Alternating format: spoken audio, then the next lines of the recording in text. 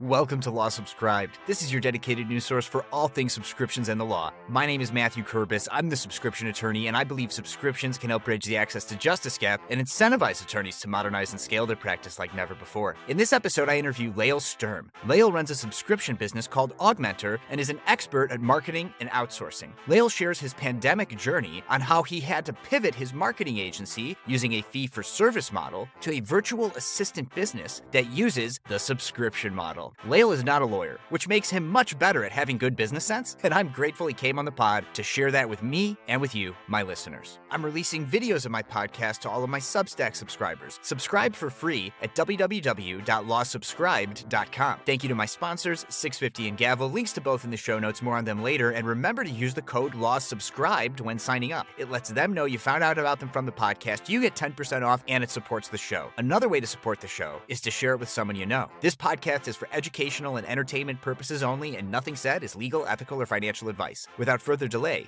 here's the episode. Lael Sturm, thank you for coming on the Law Subscribed podcast. While we've had a chance to chat, go ahead and introduce yourself to my listeners. Yeah, thanks so much, Matthew. My name is Lael Sturm. I'm based in Northern California. I live in Marin County, north of San Francisco, and I run a virtual assistant agency. So what we do is we place real live human assistants, not artificial intelligence yet, into other organizations to support busy executives, busy business founders with things like executive administrative services, but also sales and marketing support. Yeah, that's a little bit about what I do. I'm not sure it's exactly who I am, but it's a starting point. Well, let's then learn a little bit about who you are. First of all, I want to let longtime listeners of the podcast know we got introduced through a friend of the show, Steve Fretzen, who's been a guest on the podcast. So that's how we got introduced. And of course, because Fretzen knows what I'm all about, I'm just going to hide the ball just for a little bit longer. But you guys could all probably guess while I've had Lael on the podcast. But before we get there, the company's Augmentor, how did that company start and why? Yeah, thanks for asking. So for decades, 20 plus years, I ran a digital marketing agency. So we did things like digital ads on Google and social media posting and that kind of thing. And it was a good business. And it was always distributed business. So I always had team members in other parts of the country, and we always had admin overseas. So the back office was always overseas, and this model worked for us. So when the pandemic sent most people home, we were used to working from home. It wasn't disruptive for our business. That was already our model. We had been paying for Zoom for, 5 years at that point. So we had that system in place. And what we encountered as an agency, the sort of panic over what the world might look like after the lockdown was put in place, caused a lot of our clients to clamp down on their budgets, stall their marketing campaigns. And then, as you know, there was this great resignation that happened where people were having a hard time keeping their team staffed. So marketing people were quitting, or they were having a hard time hiring new marketing people. And that impacted my marketing business because we couldn't get the campaigns approved to actually deliver great work and show real results. And I had this sort of, bizarre retention idea that just popped into my head. I thought, hey, you know what? If they're understaffed, we've got extra capacity on the admin side. Maybe we could just loan out our overseas assistants for a couple hours a month just to get the process moving at the client side so that the campaigns are approved, so that they launch, so that we can show real return on investment. And we tried it. We offered to a few of our good clients. We said, hey, do you want a couple hours of an assistant's time to help you clear some of your marketing backlog, address the fact that your marketing team is short-staffed? And enough of them took us up on the offer that it became like a kind of a separate part of our business. We were giving it away for free at the time, but we had clients coming back to us saying, oh my God, this is incredible. Could we hire somebody full-time? Could you help us find somebody overseas that could be a marketing assistant or a sales assistant or an executive assistant? And we thought, sure, why not? We'll just sell this alongside our other services. So we were selling, Google ad campaign management and virtual assistants to support a marketing team. And it grew into kind of a meaningful part of the business. And it grew to a point where it got to be a little bit confusing externally in our sales messaging. People would say, "Hey, what's going on here? Are you a marketing agency or are you a staffing agency? Which one is it? These two things make no sense together." And then I would launch into the story that I just told you. And I'd go through that whole thing as a part of my sales pitch. Mhm. And that was pretty distracting. And ultimately, it left the prospects sort of unsure what to do with us. So we're marketers. We took some marketing medicine and said, okay, we got to clean up this message. The decision was made to split off the virtual assistant agency into a standalone thing, have the digital agency be its own thing. So now it's two different brands. So, both of those businesses still exist, but the virtual assistant agency has gotten so much traction. People have really gotten their heads around the fact that you can work remotely. You can have a resource in a different part of the country or a different part of the world from where you are and still have a very effective working relationship. So that business has grown really nicely into really what I do full time. So I'm still an owner in the marketing agency, but I don't spend much of my time doing strategy over there. I'm focused on virtual assistants. That comment on Zoom really stood out to me of that, like, you knew what Zoom was when the pandemic hit. We had, as a law firm, I was still at my last firm at the time, and we had just started to use Zoom for like depositions of experts who were like in different states other than Illinois. And it was only like a few months before the pandemic hit. And at the time, I remember one of the people we had on staff, she was like, "Oh, our court reporters must be raking it in now." I was like, "What are you talking about?" She's like, "Well, they have this Zoom tool and I hear everybody talking about it on the news." I was like, "Our court reporters who we use don't own Zoom. They didn't invent Zoom. They just knew about the tool and helped facilitate the use of it." I mean, people just had no idea, but you guys Right. obviously did. I'm curious to know because we're going to get into how you're making money and how you're charging clients with Augmentor. What was your business model, or what is the business model? Maybe it's changed though, for the marketing company at the time, because it sounds like you were trying to solve a problem because you weren't making money when people stopped doing their marketing. So I'm just curious to know, how did you charge your clients, or how do you charge your clients who hire that marketing company?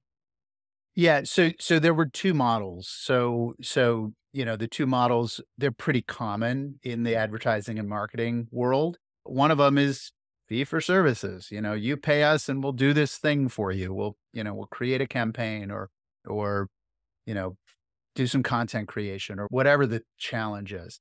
And that was good for smaller clients. Clients who didn't have big budgets, didn't have deep pockets, weren't looking to, make a super significant investment in marketing. For bigger clients, and by bigger, I mean, $100,000 a month minimum ad spend across, Google and Facebook properties, maybe maybe LinkedIn or Twitter or something like that.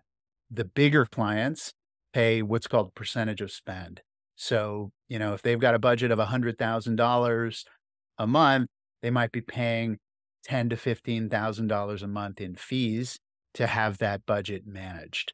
And that's pretty typical. You see that across the ad industry for major advertisers. Pepsi's putting an ad on the Super Bowl or something like that. They're typically paying some sort of percentage of spend for what they call media buying. So in our case, if you're not spending money on advertising, you're not paying fees.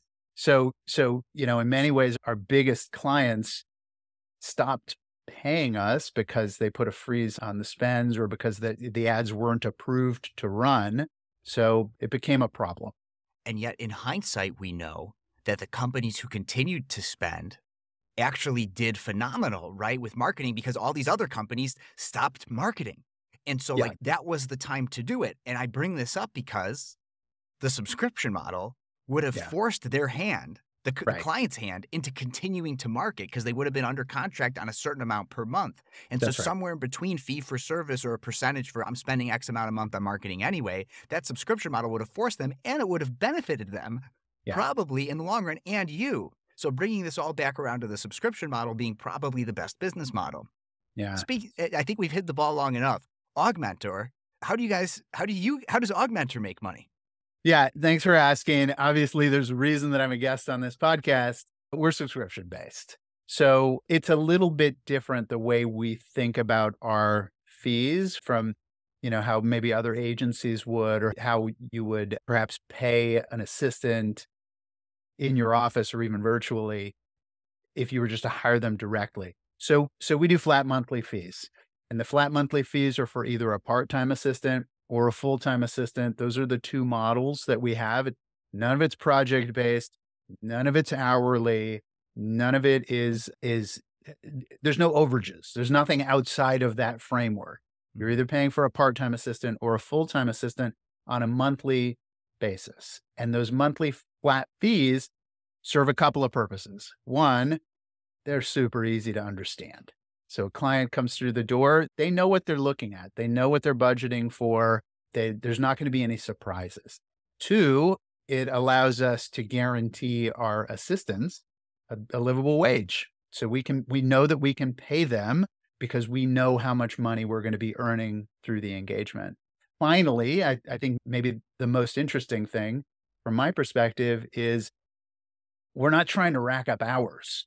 It's not about how many hours we can work for a client. Of course, we're tracking the hours. That's an important metric for us to manage our business, but we're not nickel and diming the client with it. We're not hammering them over the head with, okay, this month you were this many hours, next month, let's budget this many hours. Like, it's a conversation that we don't have to have. You know what you're in for. We're going to try to over deliver on the actual work. Sure, the hours are going to be met, and we're still employers, and we're thinking about, part-time is 20 hours a week. Full-time is 40 hours a week. There's a number of hours that you need to expect somebody to show up and be available as your assistant. But if they work 23 hours that week, you're not getting hit with an overage. We're just trying to do the work that you've assigned them and exceed your expectations in terms of deliverables on time and better than expected. Right. And look, some months may go a little over, some months may go a little under because that company or that firm or whomever might not have 20 hours of work for that person. But as long as every month, it sounds like to me that they're delivering quality outcomes or value for whatever the outsourced, tasks are that they're being assigned, it doesn't matter. And then at least as a company, on the other side of it, as one of your clients, it's easier for them to manage and budget, right? Like, so it's easy for you to, I mean, you did kind of say that, but I mean, like, if I have to think about how many hours and tracking, this virtual assistant's hours, like now I'm spending time managing that, Yeah. right? And it's not one of the things that you'd think to outsource to the VA that you hired to manage, it's like a snake eating its tail at that point. Because then what are they spending their time on? Not anything that creates you value. Because when we manage hours, we're not creating value for ourselves or for our customers or our clients, right? That's right. That's exactly right. And we're in the time-saving business, so the last thing we want to do is give you something else to suck up your time. And, separate from the pricing model, one of the things we include in your flat monthly fee is a manager, a dedicated manager on our team who's going to oversee that assistant's work to further free you up. You don't have to worry about what that person is doing with their time. You don't have to spend extra time invested in management because we provide that. Yeah, that is definitely something that I've not heard yet. I hear advertisements for VA companies all the time, or I get pitched on them, but I definitely haven't heard that. But the subscription model lends itself so well to being able to account for that. Because if you could count on recurring revenue every month or year, depending on how the contracts are set up, that helps you figure out how do I make my business more efficient too, right? Yeah. I do wonder though, then, like what sort of offerings in terms of length of times are you having your VAs, like whether full-time or part-time, because those are the two different tiers, I guess you could have. Are you letting your customers do month to month, quarterly, annually? Like how do you enter into contracts like that? Yeah, great question. So our engagements start with a 60-day commitment. So you're in for 60 days. When you agree to work with us, you give us 60 days to win your heart. Okay. And we're going to spend every minute of that 60 days going over the top to impress you, because our goal is that at the end of that 60 days, you look back and you say, oh my God, this is incredible. Why in the world would I stop? This is the best thing I've ever done. I wish I had done it sooner. And seriously, anything less than that is a failure on our part. Like that, we're looking for that level of passionate engagement and affection for this service. Beyond that, we ask for 30 days notice. There's no commitment beyond that. So every month, it's up to us to over deliver and keep you satisfied. Huge thing that you just said there, right? Like any subscription business, be they lawyer or VA staffing company or whatever, like that is the power of month-to-month subscriptions because it gives the client or the customer the freedom to be like, I can leave whenever I want, right? Yeah. I'm not locked into a long-term contract, which if you put yourselves into the shoes of the consumer, that's what you want. You don't want to be Right. locked into a long-time contract, Right. right? Right. And then the onus is on us to deliver to keep people subscribed. I've been doing this now for I'm getting close to 2 years, having a exclusive subscription business. I do offer add-on flat fees to certain level subscribers, but I do have pure subscription plays, just like what you offer. And something that I found, and I didn't know that this was going to be something that I would have found when I got started. So I'm curious to know if you've seen this and what your opinion is on it.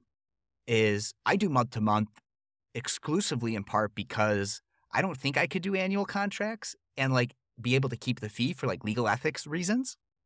But what I found is that every time that charge comes through, because I charge them at the start of the month, not at the end of the month, I guess that would be another question for you, is when they've already paid you at the start of the month, they're like, well, shoot, like I got to use this guy. I got to use this person. Right. So I get most of my work assignments for my clients because I'm just outsourced legal. Like that's all I am to my clients. I have the same exact business model.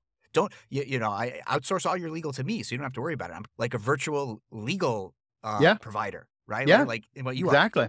So I get a bunch of assignments for my clients at the start of the month when they make their payment because they want to get their money's worth. And so it's a great reminder to them to be like, hey, let's make sure we put them to work because we just paid them. So we want to get our money's worth. What do you think about that? Yeah, I love it. It keeps them engaged. It keeps them involved in the service that you're providing. We're the same. We charge at the start of the month. And, you know, ours doesn't work the same way that yours does because most of the work that our assistants are doing for our clients is ongoing. Mhm. It's really a mix between, hey, every day come in and confirm the next day's appointments and, check for messages from clients and follow up invoices and, prepare the social media posting calendar. So these are things that they do somewhat unsupervised. They do them on their own. They've been trained and are a part of the client's team, and they just know what work needs to get done. And then the other part of it is, oh no, there's an emergency, assistant, I need you to book me a trip to Miami because my customer there is, needs my attention or whatever. So the work doesn't tend to come in at the beginning of the month like your example does, but yeah, the payment at the beginning of the service month, which isn't always the beginning of a month. It might be the 15th of the month. It could be any time, but it's the beginning of the service month is definitely a reminder to make sure that you're getting as much value. And we often time the manager calls. So the manager on our team who's supervising the assistant, they'll set up check-in calls with the client to coincide around the rebuild date to make sure that all their needs are met, that there's nothing new coming down the pipeline that's going to require additional training, or if there is, that we're prepared for it. We'll ask questions about what software and tools they're using or thinking about using or switching to. We'll ask for additional tasks or additional areas where we can support them. We're trying to increase the value, and that rebuild date is a great time to actually check in and say, hey, how can we make this worth your while? We got so excited about so many things that I still have some background questions to ask you, believe it or not. So Sure, yeah. So when you had this other business that you was forming and then it split off to be its own thing, at what point were you like, well, what's a better way to charge for this is subscription? Like, did you start doing hourly? Like, did you start doing fee for service? Like at what point and like, what was the impetus for like, we're going to try subscription with this thing? Yeah. So we were always subscription for the virtual assistant business. It's just much simpler. So, as we sort of found ourselves in this other business. So it was a little bit like, building the train while you're already on the train tracks. The thing was moving. We had clients, we had engagements. To some extent, we had clients before we were even charging for it because we were loaning out our assistants' time. It just made sense. It just was the easy way to do it, is just to say, okay, we're just going to do monthly fees, super easy to convey to our clients, super easy for us to account for, easy for them to account for, makes it really straightforward when you're, reconciling at the end of the month to figure out, what your costs were relative to your revenue. There's just less variability. So, I've got a finance degree. I went to Columbia Business School. I can do hard math, but I don't necessarily want to do hard math. So I'm not looking for ways to complicate things. I really just want to make it super easy for everybody involved. I want it to be easy for the clients. I want it to be easy for my team. I want it to be easy for the bookkeeper. Just want it to make sense. And subscription accomplishes all of those things. It really does. But my following up though, still on that is like, was it, like in what way had you been exposed to the model before? Like, and then how did you set out? Like, did you listen to a podcast? Did you read a book? Did you take a course? Was it just like, it's a accumulation of just life and education experiences that you just sort of just put it down on paper or typed it up and you were like, you know what? This is just the best thing. Like, where did that come from? Was there like a light bulb moment kind of a thing? I wish there was. I wish there was something that I could point to and say, oh my God, this thing happened. I read this book and it changed my life. I'm sure I read a ton. I live in the Bay Area. Every third person has an enterprise software company. Mm-hmm. I've seen for years, decades even, how these models work. It's subscription based, it's seat licenses, it's, enterprise size engagements. And so I've had a lot of exposure to it. So I guess the one word answer to where this came from, osmosis. It Yeah. just soaked into me. And I'm sure, I'm a subscriber to a million things too, as I'm sure you are. I subscribe to, every streaming service available, and I subscribe to music services, and I subscribe to all the business software tools that we use internally. And, I subscribe to our CRM and sales support. And, I've got all of these subscriptions. So it was out there for me to be inspired by. Yeah. Osmosis is a great way to put it. And as much as I talk about this, I haven't actually used that term before, but I think there might be a correlation between lack of hair follicle and absorption of osmosis ideas. For those that I'm still trying to get I have a strategy to get the videos of these podcasts out there eventually, but those of us who haven't seen the image yet, depending on when you're listening, Lael and I, we go to the same barber, let's just say. So that is a great way to put it, right? Because I've tried to, I think about this stuff all day, so I have been able to sort of deconstruct some of that osmosis. But at the end of the day, there wasn't really a light bulb moment for me either. It was just like all these things coming together. We scratched the surface a little bit about what you could do to outsource your VAs, what you can outsource to a virtual assistant. But tell me, like this is, I kind of do want to hear like the elevator pitch now. Like, Yeah. why would somebody like sign up with Augmentor? Yeah. Thanks. So, we have a saying over here, which is that if you don't have an assistant, you are the assistant, because you're doing all the assistant work by yourself at whatever your effective billable rate is. So, if you're an attorney, you have an hourly rate, and for the sake of conversation, let's say it's $500 an hour. You're billing $500 an hour and you spend, 2.5 hours working on your email newsletter. Well, that's $1,250 newsletter. Like, why would you do that? The kinds of services that we provide are the things that most business owners and busy executives shouldn't be doing by themselves. That's what we do. And, we send these little notebooks to our clients, our prospects really, and we say, hey, throughout your day, or ideally throughout your week, make a list of everything you do. And next to the things that someone else could do, put a star. And when you've got a full notebook, give us a call, because those are the things that you shouldn't be doing. You shouldn't be resizing images. You shouldn't be posting to social media. Not that you shouldn't use social media. It's critical, but come on. I mean, This is not why you got into business. This is not what your practice area is. It's probably not even what you do for fun. I mean, let's free your time up to be strategic, to offer your clients a ton of value, and for you to do the things that you love, whether it's working on your business because you love that, or spending time with your family, or, you know, practicing golf or whatever. Like, your time is worth something. And unfortunately, you're not getting any more of it. We're all on the same path. We have a set number of hours in our lives, and those hours will never, ever come back.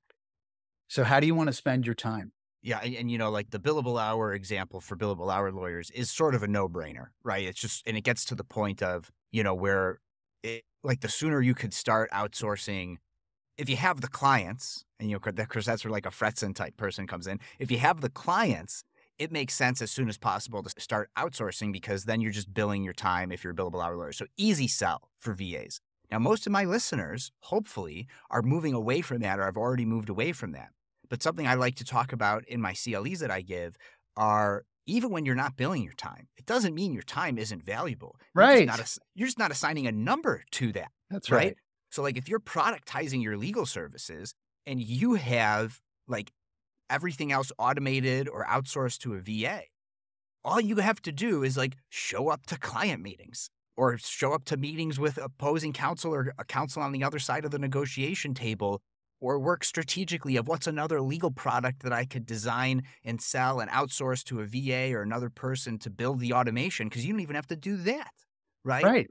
You become a pure strategy or like top value level provider at that point, right? Yeah, that's right. And, you know, yeah, all of us have to go to networking events or conferences, or, I don't know, the annual thing at the Chamber of Commerce or whatever. That's an investment in time. You should probably be doing that to build your business or build your practice. Right. But what comes from that? And I can tell you, in my case, when I go to a networking event, I'm meeting everybody I possibly can. Like, that's what I'm there for. That's how I know that it's been successful. But it doesn't end there. It doesn't end until those people that I've met are on my calendar for a conversation about how we might be able to work together. So I'm at a networking event, constantly throwing contact information over my shoulder to my assistant, who is standing by, and she sends out emails right there on the spot. So I might be talking to you, over a cup of coffee at a conference, and you say, "Yeah, I'm interested in an assistant." Great. I shoot your contact information to her. Before you and I are even done having coffee, there's an email in your inbox that says, "Hey, understand you want to meet with Lael. Here's 3 times that work in the coming 2 weeks. Does one of those windows work for you?" So you reply, "Yes," you're on my calendar, and then we've got a follow-up conversation. And then that's something. Then I'm making actual progress. Then the networking that I've done is actually yielding some result, some outcome. So it winds up being a good use of my time instead of just a use of my time. Right. Right. So many lawyers who I know go to networking events and get a Course. bunch of business cards and do Yeah. zero follow-up. Right. None. Right. Right. Yeah. So follow-up's one of the main things that I encourage people to use their assistants for. Sure, it's great that you got a business card. Now what? Or it's great that you talked to a prospect. What's happening with them? If you don't close them on that first call, whatever your services are, whether you're, in professional services, or whether you're, I don't know, trying to make a deal with Whole Foods to get your, wine on the shelves at all of the Western stores or something. Once you've had the meeting, great. But come on, like, that person has a million other things on their mind, just like you and I do. They Right. need to be reminded that there's some next steps here. So Right. get your assistant on that. Yeah. All right. I'm about to throw a lot at you, so get ready. I'm ready. I'm ready. And then I'll get your perspective on it. So right now, when people ask me, "Oh, you're a true solo," right? Like, how are you a true solo, right? Because if you don't have an assistant, you are the assistant. And what I tell them right now is, Technology is my assistant Yeah. because I automate everything I can. I go in and I build those automations. And, instead, like where your assistant will message 3 times, like I will send a Calendly link that says, "Hey, here Yeah. you go." And like Yeah. the Calendly link takes care of it. Now, of course, right, the assistant can send the Calendly link, so you don't even have to do that. So like I see that part of it too. But I do tell people when like we start to strategize about building a law firm that even I am like planning to outsource in the future. Like once I hit a spot in my business where it makes sense for me to do that, Yeah. like I could see like right now, what I like about not having an assistant doing everything myself is if I want to change like one of my Calendly automations, I sign into my account, I change the automation. But I can't imagine in the future, and what I'm curious about your perspective on this is I can like, well, I need a little bit more buffer time in between meetings. And instead of having to sign into my account, or even if I'm already signed in, go to the URL, go to the automation tab, click on that, do all that. I could just say, hey, VA, I need more automation time, right? And so like it takes me 2 seconds instead of even only 2 minutes or 5 minutes, it only takes me 2 seconds. So I kind of answered my own question. But for people who are like, well, I don't need a VA because I have technology, what's your response to that kind of a thing? When I went solo, I pivoted from mostly litigation to a transactional only practice. I did not have a database of documents to automate. That's why a business and employment legal document database and automation tool like 650 is super useful. I can rely on the quality of the documents in 650's database since they're putting excellent legal minds to work curating and updating their documents and automations over time. When you're not billing by the hour, outsourcing and efficiency matters, and 650 can help you scale your practice to get high quality documents drafted in less time. Use the code LAWSUBSCRIBED at 650 and when being onboarded to get 10% off. If you're not a business and employment attorney or you have your own documents that you'd prefer to use, then my next sponsor, Gavel, is the automation tool for you. Gavel allows you to build shareable, client-facing workflow and document automations. In other words, Gavel helps you create a legal practice where attorneys can monetize the value they bring clients in productized form and scale via subscriptions and flat fees. Use the code LAWSUBSCRIBED at gavel.io to get 10% off an annual subscription. There's no one right way to automate and scale your practice, but with one or both of my sponsors, 650 and Gavel, you can take your subscription law firm to the next level. Links to both in the show notes. Now back to the show. Well, yeah. So technology is amazing and absolutely critical. And I'm a huge fan of using it the way you're using it. So I think it makes a lot of sense. There's good automation tools like Calendly and HubSpot and, there's terrific CRMs. I hope you're using a CRM to keep track of your prospects. The short answer is eventually you're going to want to be using that technology and have a human person who can also support you. And the example that I'll give is your human assistant is dynamic and can respond to a variety of situations that Calendly just can't. So, sure, Calendly is great for seeing when someone's available, getting yourself onto their calendar. It sends reminders, which are super helpful. I think it's a great tool. But if the person then says, oh, hey, you know what? Last second, I'm actually going to be in the car. I'm not going to be available to Zoom with you. Can we switch this to a phone call? Calendly can't handle that. Like you can't, there's no setting for that. Or if instead of a Zoom or a phone call, you're meeting somebody for coffee and you need actually 30 minutes of buffer time instead of 5 minutes of buffer time because you have to actually drive somewhere and park and get in there and make your coffee order, and then you have to get back. Calendly can't do that. Now, sure, you can make some settings or whatever, but you're way better off with an actual human being who you can say, hey, you know what? This one's actually a coffee meeting. So please bake in some travel time there. Move these two that were adjacent, that were going to be within the driving envelope, push those back, see if they could do another day. So there is a tremendous advantage to having a human. And this is actually a kind of a good moment to transition to the question that I always get, which is, well, what about AI? How long before this is replaced by AI? And the short answer is maybe eventually it will be replaced by AI. I mean, there's some interesting stuff happening right now, but we are nowhere near where we need to be for AI. So Calendly and AI actually have a whole lot more in common than AI and human assistants have in common at this point. AI is not dynamic. AI cannot anticipate your needs. AI can do the routines that you code it to do, absolutely. And some of it's really powerful, but we're not at a place where AI can actually take the place of a human. It's just not there yet. Yeah, and I could think of like some solutions to like kind of handle some of those issues you were talking about with like Calendly, right? But it's going to require that when you look at your Calendly, you're going to have 100 different types of event types, right? And now you're going to have to manage all of those different types of Yeah. event types, right? And so like having somebody whose job it is to do that for you instead of now you having to manage all the unique event types in case of a coffee meeting and a this meeting and a that meeting.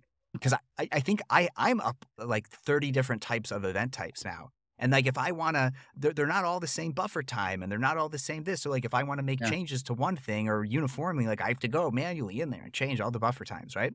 Right. And I'll even give you a real world example. And here's an answer for you that you could give, if anyone asks you this again is just because the technology does it doesn't mean the other person is going to use it right. Right. Like Yeah. Calendly you could opt to use this feature or not, but Calendly lets you, I didn't mean for this to become a Calendly advertisement, but it lets you include in the booking a reschedule link. Yeah. And so somebody could just reschedule right there. But what happens if they ignore it or they just Right. cancel? Like they Right. might cancel and email you again. And hey, I canceled it because I need a new time. It's now Yeah. that reschedule link is null and void because they canceled the meeting. So Right. it doesn't work anymore. And I like to use one-time use links. So you click it, you schedule it once because I don't want And then people to it's have gone. access to my That's whole right. calendar. That's So right. so now I have to go back to Calendly, get the one-click use link, which by the way, if you're on calendly.com, they don't make it easy for you to get that link. You have to be like in one of their plugins or something to like get access to the copy single use link. So like I have to like go on my device or be at my desktop or do something else. Versus if I could just like tell my VA or my VAs are automatically notified of the cancellation and they're in Right. my email inbox, which I Right. want to get to in a second here, they could just do that. And I don't That's have to right. worry about it, right? So like that's just another perspective that I'm having on this. Really, I almost feel like this is an intervention for me, Lael, to just convince Yeah. myself to get a VA. Well, you know what I'm hearing is you spent a lot of time setting up 30 different types of meetings, in that software, and your wheels are already turning about how you're gonna, solve these problems. I spend 0 time thinking about that stuff because I've got somebody else on my team who just does it. She just does it. And, maybe you're into it. Like some people get really into it. I mentioned HubSpot earlier. HubSpot's a really powerful marketing automation tool. Some people get really into geeking out on it and they'll just go down a rabbit hole and they'll spend 2 weeks in there, configuring different settings and different conditions and tagging and, managing lists and all of this stuff. That's not how I want to use my time. Mm. There's 1,000 things I would rather do than that.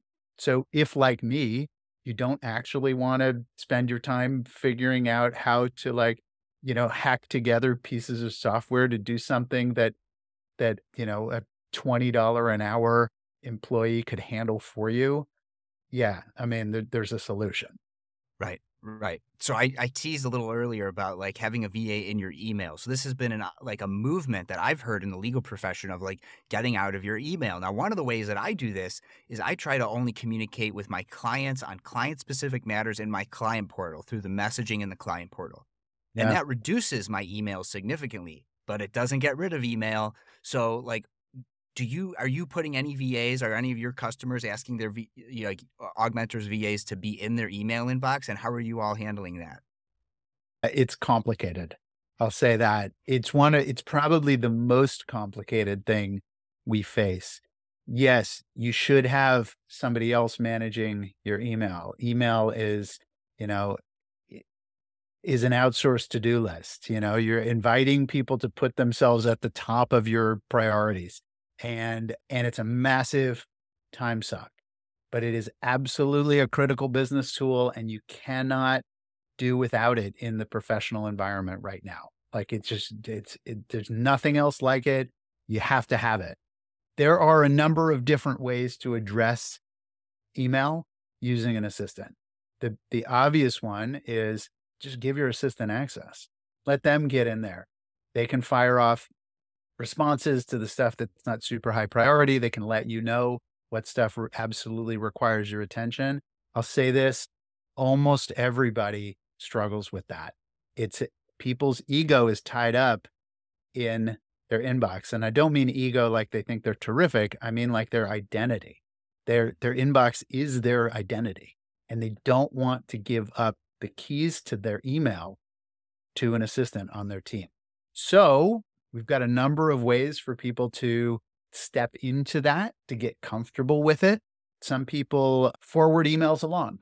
So they'll go into their email, they'll spend half an hour every day sorting their email. They'll just block a time. Hey, every day from 8:30 to 9, I'm going to get in my email and I'm going to shoot off the stuff that can be handled by somebody else to my assistant. I'm just going to forward it along. Some people go a step further and they set up filters that will automatically forward email to the assistant for them to deal with. Some people mirror their inbox. So everything that goes into their inbox also goes into the assistant's inbox. And that way they don't have to totally give up their access to the email. So there's all of these different tools and strategies for people to get comfortable with that. And no two clients are the same. So we work with clients to get them to a place where we're going to be able to take the burden off of them in a way that feels good and allows them to maintain the level of control that they need to maintain. Something you mentioned there, it's time blocking, right?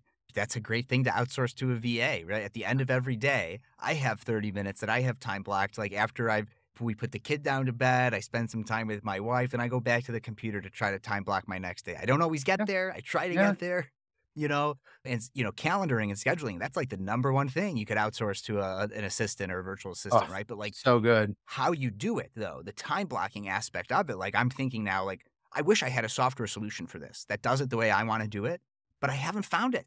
It doesn't exist. It must not be high priority enough for startups to create like time blocking software. But a human's going to be really good at doing that, right? Super good at it. Yeah. Yeah. It's really a no-brainer for a human assistant. Yeah. All right. We were talking way more than I thought we'd have to cover out this subject. So we got to sort of rapid fire some of these things. So you'll see in the show title and the show notes, Augmentor is spelled OGMentor, pronounced Augmentor. I love the name. It's very clever because it augments, what you do. But if I hire a VA through Augmentor, like where are they located? Are they in the US? Are they in other countries? Like where are they? At this point, 100% of the team is in the Philippines. There's certain advantages to working with the Philippines. The short answer is excellent, fluid English. So, everybody in the Philippines that goes through the education system, which is everybody on my team, speaks fluent English. They're also culturally very aligned with the US, so often fit into teams much more effectively than some other countries, which are more aligned with the UK or Australia or sort of other English-speaking countries. And then third, there's really a culture of care in the Philippines. They're a very caring people by nature. Now, of course, that's a generalization, and you can't say any group of people is always this way. But I'll say anecdotally, where I live in California, the hospitals are absolutely full of nurses from the Philippines because there really is that culture of caring for people, and being an assistant is like being a nurse looking out for people. So we love the Philippines. We may expand into Latin America as well in time, but right now the team's in the Philippines.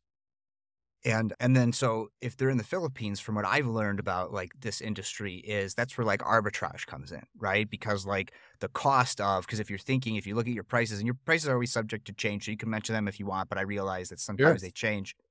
Part of the reason you're able to charge what you're able to charge is because of where they're located and cost of living and all that. So arbitrage comes into there, but also time arbitrage, right? So like we talked about one version of time arbitrage, which is you could spend your time doing other things, but also they are on a very different clock than us, right? So like literally when you're sleeping, right? Like this is one of the benefits of using VAs from other countries in different time zones is you're sleeping and they're working because it's like during their day, right? I mean, do I have that right?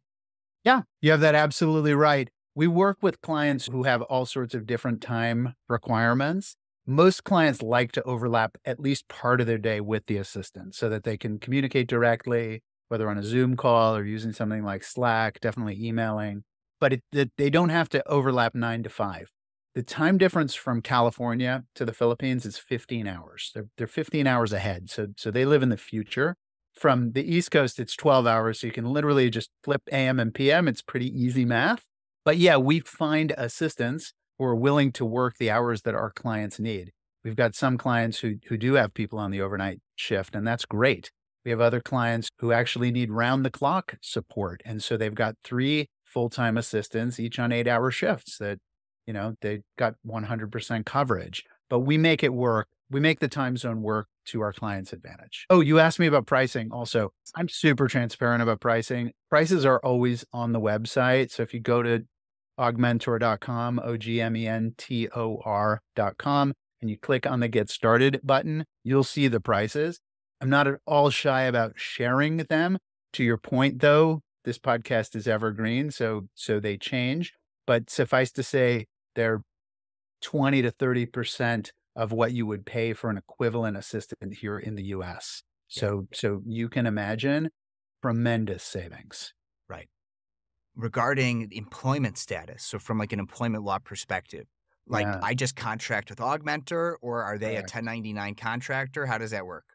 Yeah, you contract with us. It's no different from hiring an accounting firm to handle your bookkeeping. You're not hiring that bookkeeper. You're not putting them on your payroll. You're not providing benefits or, going through any of the legal employment challenges. You're just hiring a firm to do a service. The service that we provide is assistance. We're assistance as a service. You pay us as a vendor, and then we've got an employment relationship with the assistants. We've got overseas payroll and take care of all the paperwork and all that stuff. And the benefit of that is like you have an assistant who like has to stop working for you. You could just slot in another assistant into that space instead of having to That's start the hiring process all over again. that's correct, and that's another reason why we assign a manager to every account, because in the event that we do have to replace the assistant, which happens sometimes, that manager has enough exposure to the client that they can train the new assistant and get them up to speed really quickly. Excellent business model. I didn't put that together. That's really something. In the little time we have left, I'd like to bring up AI for one more time, Yeah, because at least I think, and I just there's an article published in the ABAGP Solo magazine where I make this point is what's nice about AI is everyone has an assistant. Even your assistant has an AI assistant now. And if we yeah, all use it, we all 10x our productivity. And so like I don't see it. My perspective is very optimistic, right? I don't see it replacing anybody. I just see it making everybody more productive. But you right. also had a really nice analogy that I liked in our pre-show talk about AI. So why don't you give my audience your perspective on AI?